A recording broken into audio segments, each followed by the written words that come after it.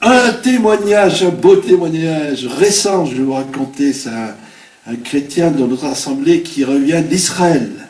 Ils sont partis 47, des tziganes, et il y avait des frères et des sœurs, et ils ont visité pratiquement tous les lieux où Jésus est passé. Ils ont été à la mer Morte, ils ont été sur le tombeau, voir le tombeau de Jésus, et ils ont été bien sûr à Jérusalem, et puis plein de force, hein.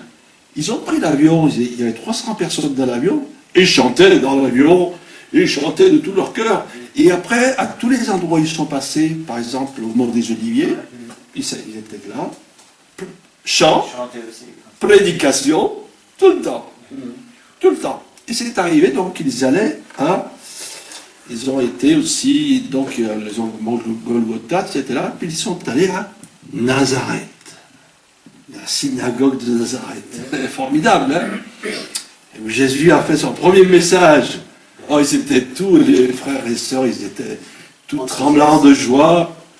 Et alors là, ils ont chanté de tout leur corps. Il y avait un guide, ils chantaient. Et ils ont prêché la parole de Dieu. Et puis il est arrivé quelque chose d'étonnant. Là, je ne sais pas quel endroit de la synagogue, une dame avec une canne, très bien, tu sais, une canne qui devait coûter cher, tu vois, une dame qui avait peut-être 70 ans, une dame qui est japonaise, qui marchait comme ça, la jambe très... la jambe avait eu un accident, je crois, 4 ou 5 fractures, je ne sais pas quoi, elle pouvait à peine marcher. Et elle demande, on ne la connaissait pas, enfin, il ne la connaissait pas, elle demande aux gitans qu'il prie pour elle. Ah bon? Alors on ne sait pas si c'est le chrétien ou pas, ça lui. Alors, vous connaissez les gitans, ce truc-là, ils étaient en forme. Là, je crois que les murs, ils ont tremblé vraiment. Et le Seigneur, tout le monde priait, tout le monde. Il y en a qui pleuraient, il y en a qui criaient au Seigneur. Alors le prédicateur a dit, le pasteur a dit, la dame commence à marcher. Alors la jambe, petit à petit, elle a laissé la canne, guérie.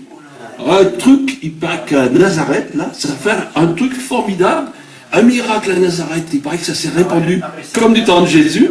Mais la dame était vraiment marchande. Oui, oui, d'une japonaise. Et le guide qui était avec eux, il a dit, je vais écrire un livre là-dessus.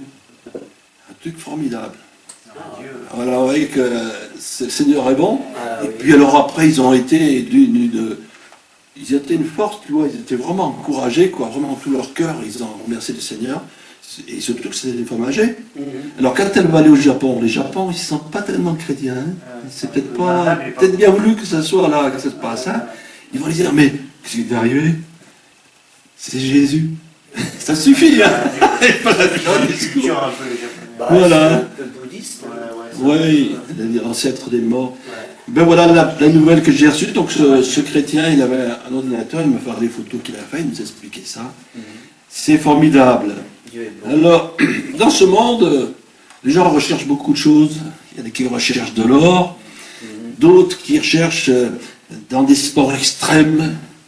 On saute, on monte sur les montagnes. Maintenant, on monte sur les montagnes et puis on court, on descend, sur la neige. Et puis maintenant aussi, on fait un marathon dans l'Antarctique, à moins 40. Pas mal, on ne dirait pas, les gens, ils ont de l'énergie pour ce qu'ils veulent. Mais on cherche à se distraire, on cherche... Bon, il y en a qui cherchent dans la technologie, dans les médias, ils cherchent en faisant des voyages, c'est la mode aussi.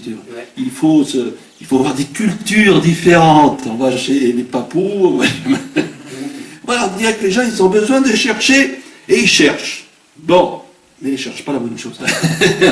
Ils ne cherchent pas ce qui pourrait changer leur vie. Hein. Ce sera un peu le thème du message, avec ce verset qu'on trouve dans Jérémie 29, je pense que vous le connaissez bien, Jérémie 29, verset 13, qui a une belle promesse au verset 11 d'ailleurs, qui est connue, Jérémie 29, verset 13, l'Éternel dit, vous me chercherez et vous me trouverez si vous me cherchez de tout votre cœur. Alors d'abord, vous me chercherez et vous me trouverez. Une promesse. C'est bien, hein? Dans le verset, il y a déjà une promesse. Et c'est obligé que quand on cherche le Seigneur, qu'on le trouve. On a beaucoup de témoignages de frères et sœurs qui ont cherché Dieu. Il y en a qui ont même été dans l'ésotérisme. Je me rappelle d'une chrétienne qui disait, j'étais dans un truc d'ésotérisme ou de spiritisme, et j'ai entendu que Jésus est le chemin, la vérité et la vie. Ah bon? Et ça l'a conduit à un autre cercle, et puis elle a atterri dans une assemblée. C'est impossible que quelqu'un qui cherche Dieu sincèrement ne le trouve pas.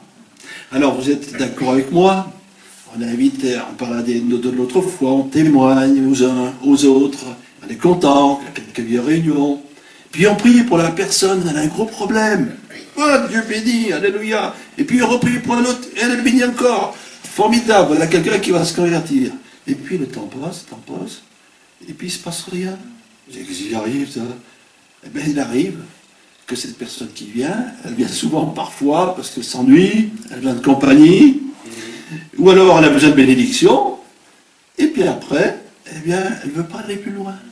Et puis après, elle pourrait nous dire, oui, mais comment ça... Et puis on pourrait dire, oui, mais comment ça se fait que cette personne, elle n'avance pas parce qu'elle ne cherche pas Dieu de tout son cœur. Parce que dans toutes les promesses de Dieu, c'est important, il y a des conditions. Nous, on aime bien, hein, Jésus guérit, tout ça, il y a des miracles là dans tel pays, d'accord, mais il y a des miracles parce qu'il jeûne, il prie, etc.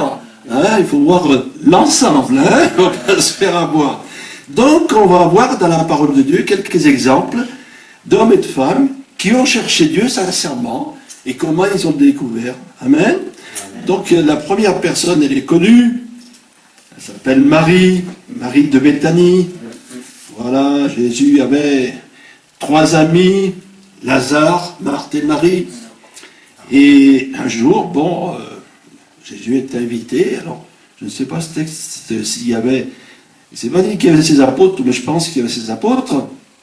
Et il s'est passé un petit problème. Alors, Luc, chapitre 10, verset 38. Voilà, dans l'évangile de Luc. Comme Jésus était en chemin avec ses disciples, il entra dans un village et une femme, nommée Marthe, le reçut dans sa maison. Elle avait une sœur nommée Marie qui s'était assise aux pieds du Seigneur, écoutait sa parole. Marthe, occupée à divers soins domestiques, survint et dit, « Seigneur, cela ne te fait-il rien que ma sœur me laisse seule pour servir? Dis-lui donc de m'aider. » Le Seigneur lui répondit, « Marthe, Marthe, tu t'inquiètes et tu t'agites pour beaucoup de choses. Une seule chose est nécessaire.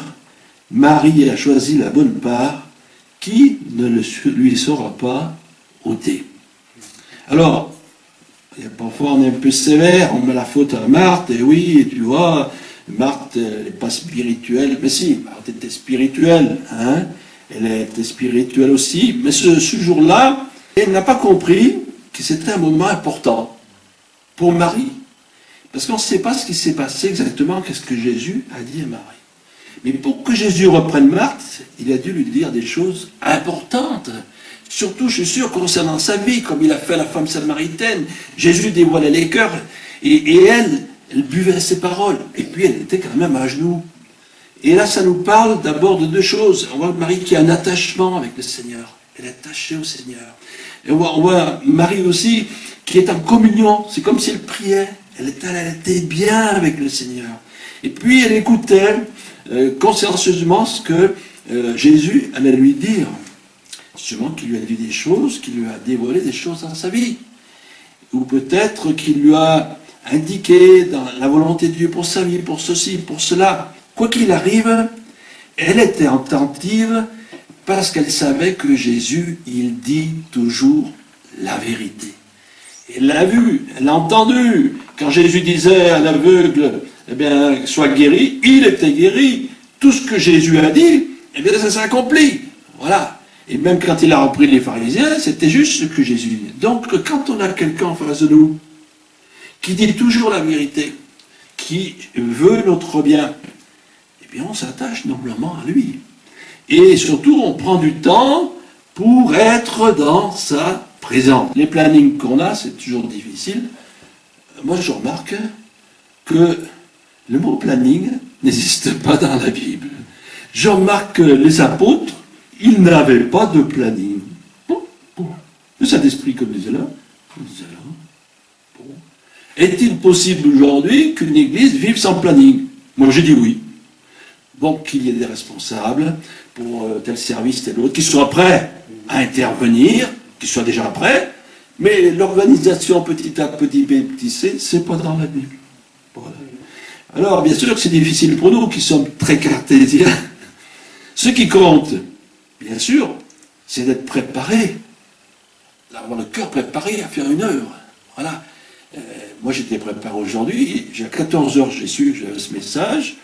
Bon, le Seigneur m'en a parlé déjà dans la nuit. Bon, c'était bon. Mais des fois, c'est plus difficile. Mais déjà, le cœur préparé. Voilà. Donc ici, Marthe nous donne l'exemple de prendre du temps, malgré les activités, pour chercher Dieu et savoir distinguer vraiment quand le Seigneur est là, qu'il a quelque chose à nous dire. On dit parle Seigneur. Oui, d'accord, le Seigneur il parle. Et puis nous on pense à autre chose. Alors ce que le Seigneur nous dit, on n'entend pas. Et là, quand on ressent que le Seigneur veut dire quelque chose, stop, je m'arrête. Même si je suis en voiture, je me mets sur un parking et j'attends. Et oui. Et on a des exemples d'hommes de Dieu qui ont fait cela. Et qu'ils étaient en déplacement, ils se sont arrêtés à un endroit, le Seigneur leur a parlé. Je crois que c'est... Qui c'est qui a été missionnaire en Inde? Hudson Taylor. Témoignage authentique, j'ai lu la vie de Hudson Taylor. Le jour de son mariage, il se tenait en prière, il s'est préparé. Une visitation du Seigneur pendant 4 ou 5 heures, il ne pouvait pas bouger. Dieu n'a pas regardé, tu vois, il avait sauté son mariage, mais pour Dieu, c'était moins important que ça. Il a fallu qu'il court. Après, il avait 2 ans de retard. On va dire, mais Seigneur, t'es pas raisonnable. Le jour d'un mariage, le Seigneur, voilà, il est comme ça. Et c'est comme ça. Et moi, ça ne me déplairait pas qu'un pasteur ou un... Eh bien, écoute, oula, j'ai un cas difficile, là. Il faut vite qu'on aille prier pour lui. Tu ne peux pas faire la réunion, là? Allez, hop. Ah oui, je fais la réunion comme aujourd'hui. Bah oui, c'est le Saint-Esprit qui vous dit quelque chose. Voilà. Mais il faut être prêt, par contre. C'est justement le fait d'être comme ça, ça demande beaucoup plus de préparation, parce qu'il faut être disponible à chaque instant. Voilà. Gloire à Dieu. Voilà Marie. Deuxième exemple, très connu, c'est Nicodème. Là aussi. J'ai pris surtout des exemples de personnes qui cherchaient Dieu, vraiment, qui le cherchaient, pas ceux qui sont comme ça. Alors on retrouve Nicodème au chapitre 3, vous connaissez bien la Bible, je vais lire simplement le début du chapitre 3.